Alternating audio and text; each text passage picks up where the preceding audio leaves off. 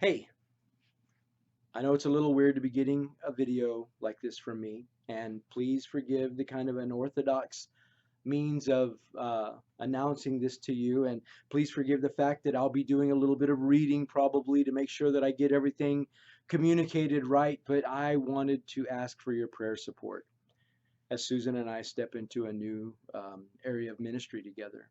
I've been in pastoral ministry to one degree or another for over 30 years. Man, what a pumpy and blessed ride that has been, continues to be for that matter.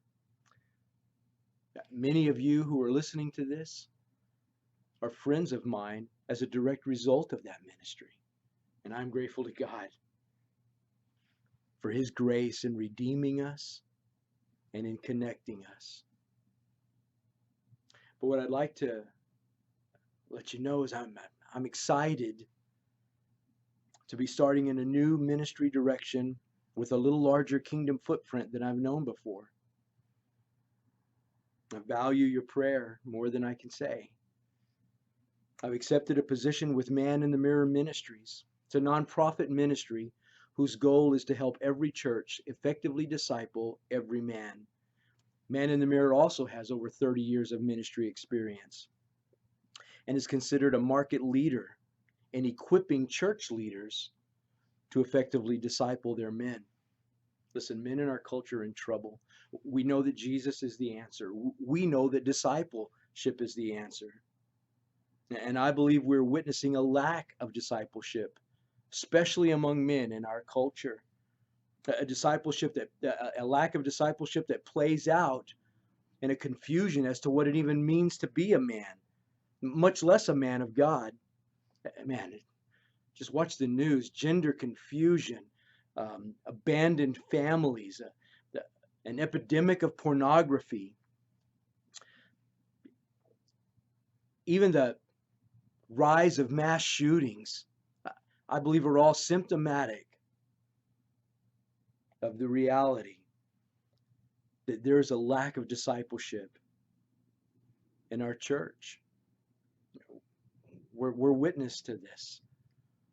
I'm also witness, and so are you, to the powerful effect that discipleship can have in the life of a man, in the life of a believer, but especially in the life of a man. How that one act, how redemption and discipleship can have an impact in that man's life that changes his marriage, that changes his children, that changes his grandchildren, and even their children. A legacy that starts with discipling a man, a legacy that may outlive the man by generations, we pray. Discipleship, incredibly important. In fact, I'm a product of discipleship.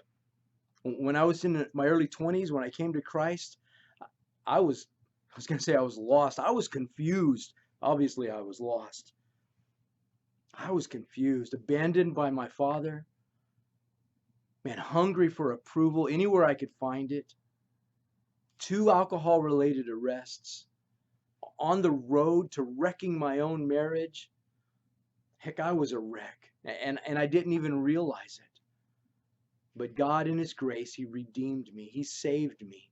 And then He placed me in a church whose pastor believed in discipleship, lived out discipleship. So God saved me, and then He placed me under the leadership of this man who molded and shaped me to become a man whose love for God, imperfect at best, but whose love for God has impacted every area of my life. In a word, this man discipled me, and I am so grateful for that. It's the answer. Listen, discipling all nations is the mandate for the church. I know I don't have to tell you that. But churches need to provide men with a plan and a systematic process for growth, for discipleship. And as an area director with Man in the Mirror Ministries in the San Antonio area, in my community, that's exactly what I'll get to be doing. I'm preparing to take the Man in the Mirror uh, ministries that take their proven training and process and come alongside pastors and church leaders, encouraging them, and where appropriate, equipping them with the tools to effectively disciple the men in their church and in their community. So instead of just throwing programs and events at guys, man, I'll be helping churches build a sustainable process that's proven to really work. Yeah, I'm super excited about this. So I'm asking that you would partner with me in two ways, at least one, possibly two ways. First, please pray for me. This is probably the largest step of faith that Susan and I have taken in a long, long time. Not only are we required to raise our own ministry expenses, including my salary, that there are some crucial benchmarks that I have to meet, and some time constraints as well.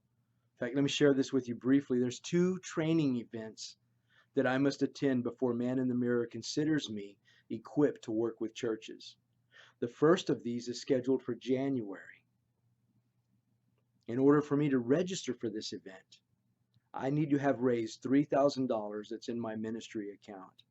And I have to do that by December 6th, 2 weeks from the time that I'm recording this. If I miss that deadline, pushes the launch of the ministry back probably a year. And if that's God's will, man, I'm fine with that.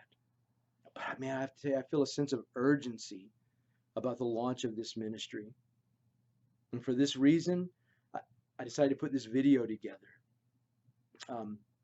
Because the window of time is so short, I wanted to make good use of the technology that we have, and I just wanted to ask you to pray. Please pray that God's provision would be realized, that the ministry could launch in a timely fashion, in God's timing, in fact. So partner with me in prayer, would you please? And I'll keep you informed as we move along. And prayer will change as we move along. Prayer needs will change as we move along. The second way, though, is to consider the possibility that you may be an answer to that prayer. That it may be that you're in a place where you could give to the startup of this ministry, a special gift as we launch this ministry. If you know me, you know this is awkward for me to ask. But is it possible that God is answering prayer through you, that maybe you could give $100, $150, maybe even as much as $200, maybe much less than that, but give a one-time gift to help us launch this ministry in an effective way, in a timely way? If so, there's going to be a link down in the bottom of this video. I'll provide that for you. You can just click on, but it's maninthemirror.org/Jerry Canup. And if you've forgotten how to spell my last name, it's Canupp, right?